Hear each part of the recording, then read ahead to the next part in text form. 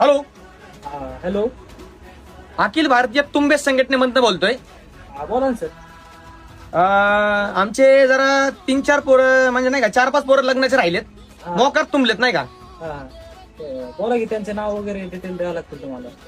Detail वगैरे सगळं देतो, पण त्यांचं एका पोराचं वय 30 आहे, हा, एकाचं 45 आहे, हा, एकाचं 28 आहे हा. आणि एकाचं काहीतरी 55 वय आहे, 55. अहो, हे लग्नाला का म्हातारे झालेले? ह्यांचं म्हणणं असं आहे, यांना म्हातारी बायको जरी भेटली तरी चालते. म्हातारे बायका आम्हाला शोधून आणावं लागतील त्यांच्यासाठी कुठून तरी. तुमच्याकडे भेटतील का म्हातारा बाया यांना लग्नासाठी?